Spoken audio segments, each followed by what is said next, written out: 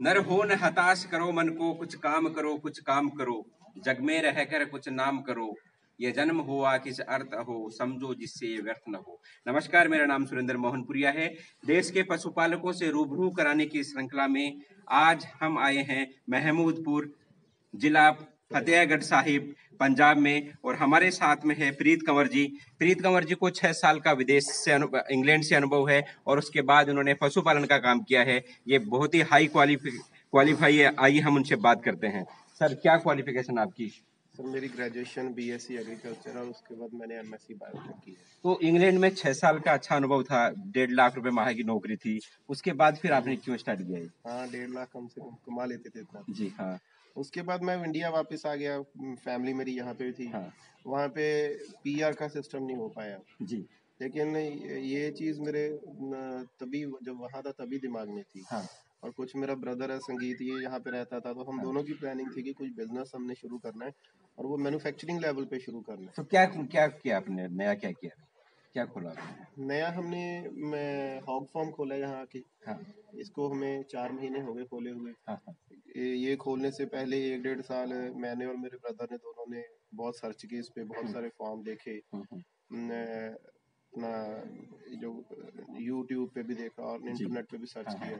लेकिन वो सारा एक मतलब थ्योरेटिकल वर्क था। इंडिया में ये कमी सुनने को मिलता है, हो गई। अब आप पिग की बात कर रहे हैं? हाँ जी, हम पिग की बात कर रहे हैं। पिग को नॉर्मली जो अमेरिका, कनाडा, बाहर के यूरोपियन कंट्रीज है, वहाँ पे इसको हॉग वर्ड यूज किया जाता है। जी। अच्छा। तो बस कभी कभी मुंह से पिग निकल जाता है, कभी हॉग निकल जाता है। तो हम देखना चाहेंगे प्रीत कंवर जी का जो पिग फार्म है, आप दिखाइए हमको एक बार। आइए सर।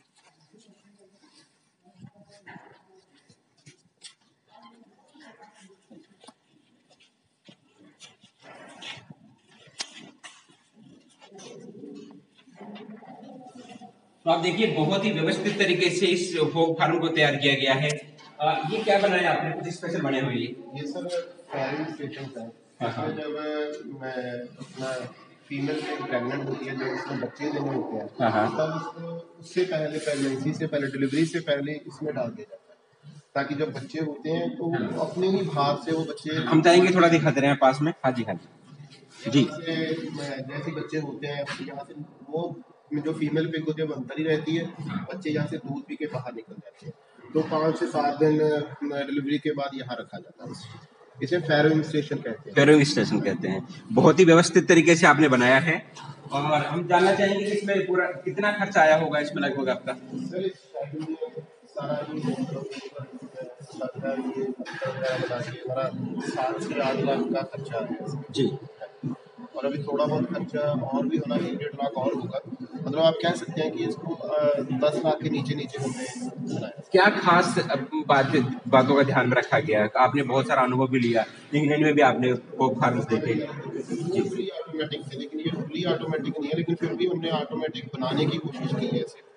जैसे इसमें फीड सिस्टम है, अभी तो हम मैनुअली डालते हैं, लेकिन वो फीड सिस्टम भी हम सर्च करते रहते हैं, वो भी ऑटोमेटिक करेंगे इस पे। और सेकंड थिंग, हमने पहले होता था कि जो ओल्ड फॉर्म होते थे वो धूप छांव वाले होते थे जी, उसमें थोड़ा सफाई का प्रॉब्लम हो जाता था कि सफाई कम हो पाती थी उसमें, और सर्दियों में भी प्रॉब्लम आती थी।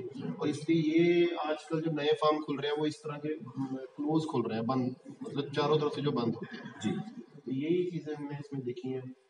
अच्छा, फर्श में भी आपने रेड जो लाल पत्थर है उसका उपयोग किया गया है। इससे ये क्यों लगाया आपने इसमें? लाल पत्थर सर, कई लोग कहते हैं कि इंटरलॉक टाइल्स लगा लो, कई ईंटें भी लगाते हैं, कई सीमेंट का फर्श भी लगाते हैं। हमारा मेन रीजन, हम चाहेंगे कि एक बार इस लाल पत्थरों को दिखाया जाए। हाँ जी, आप बताते रहे। मेन रीजन सर ये था कि इस पे सफाई अच्छे से हो जाती है जी, एकदम लेबर कम हो जाती है सफाई। हमने प्रेशर से पानी मारा और सारा 1 सेकंड में सारा साफ हो जाता है जी। हाँ। तो यही एक कारण था कि लाल पत्थर लगाने का, कि सफाई अच्छे से हो जाती है। और क्या खास इंतजाम किए गए हैं इसमें बनाने से पहले? पहले इस साइड पे बिल्कुल ओपन था ये जी, लेकिन इस सर्दियों में ये अनुभव हुआ कि ओपन रखने में सूरों को ठंड लगने की प्रॉब्लम हो सकती है जब और बीमारी हो, इसलिए हमने ये खिड़कियां लगवाई हैं सारी, जिससे रोशनी अंदर आ सके और हवा भी आ सके और ठंड से भी बचा। अच्छा, हमने अभी बात की मैनेजमेंट की, सेट निर्माण की। आपने नस्ल का कौन सी नस्ल का चुनाव किया है इसमें? ये लार्ज व्हाइट यॉर्कशायर चूज किया हमने जी। हाँ, ये इंग्लैंड की नस्ल है ये। हाँ। बाकी इंडिया में यही चलती है ज्यादा जी। देसी नस्ल भी कुछ साउथ साइड में वो ब्लैक सूर होते हैं, जो इंडियन नस्ल है वो चलती है। हाँ। लेकिन ज्यादा चलन इसी का है, इसी का ज्यादा चलन है, मार्केटिंग वगैरह इसी की अच्छी होती है। अभी तो शायद इंडिया से एक्सपोर्ट होना उस लेवल पे स्टार्ट नहीं हुआ, लेकिन जैसी ये इंडस्ट्री ग्रो करेगी तो वो एक्सपोर्ट भी होगा, तो मे बी इस नस्ल का या इसके जैसी और नस्लें जी। हम एक बार दिखाना चाहेंगे कि किस तरह की नस्ल है। बहुत ही अच्छे स्वस्थ बच्चे हैं आपके। अभी कितना होगा आपके पास में जानवर अभी? सर हमारे पास अभी 25 जानवर है। अच्छा, धीरे धीरे आप इसको बढ़ा रहे हैं? अभी आप बढ़ाएंगे? 200-250 एनिमल की बनाई है फार्म की। हाँ। ये जैसे छोटे थे जब हम लेके आए थे 2 महीने पहले जी।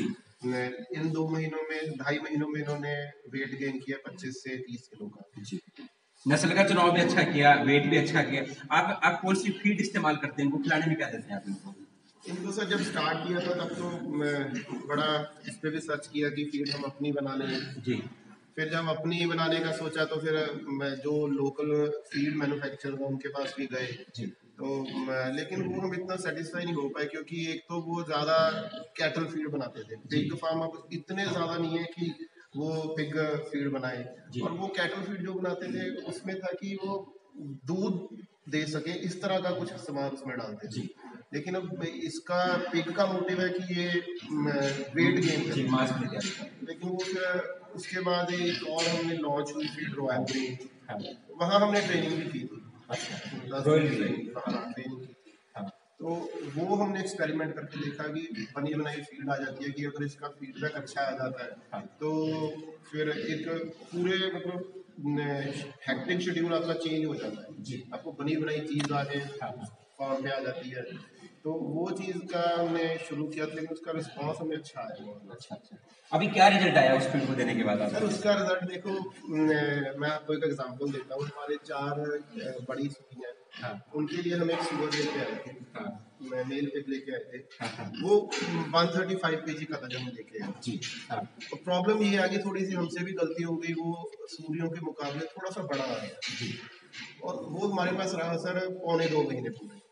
हमने यही फीड रॉयल ग्रीन की फीड एक लाई, और उसके बाद हमने सोचा कि वो बड़ा है तो क्रॉस नहीं हो पा रही थी सूरियां, तो इनके लिए हम दूसरा इनके साइज का सूअर ले आए, उसको हमने सेल पे लगा दिया। तो जो बंदे लेने आए वो हमें बोले भाई सब ये 160 किलो के आसपास का होगा, जो कि मैंने भी सोचा कि 135 का तो 2 महीने में 160 का हो गया होगा, कि आप 160 के ऐसे पैसे ले लो। मैं क्या यार पैसे तो मैं ले लूंगा, लेकिन मुझे पता कैसे चलेगा इस फीड का क्या रिस्पॉन्स है, क्योंकि हमने भी तो फीड अभी 2 महीने पहले स्टार्ट की है शुरू करनी।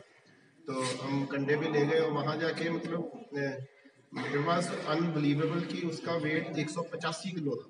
Very good. It was in 2 months, और उसने 48 kg गेन किया 2 मंथ्स में इसकी बोर फीड से, रॉयल फीड की। अच्छा।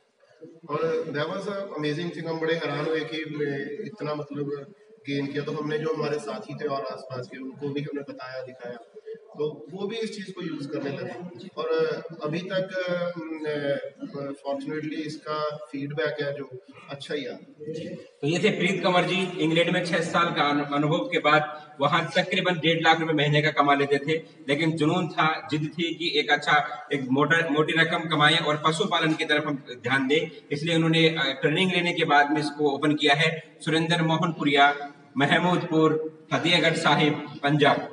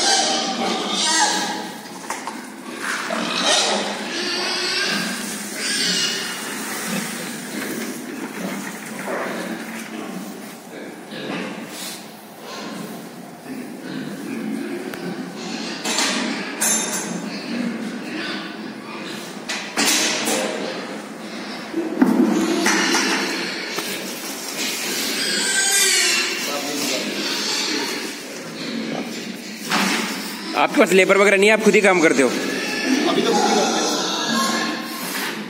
एक रखा था बंदा, हाँ आ गया वो। अच्छा, तो खुद ही करना पड़। हमारा ऐसा है कि हम चाहते हैं कि ये फीड और पानी का ना ऑटोमेटिक सिस्टम हो जाए, तो लेबर की कम जरूरत पड़ती है।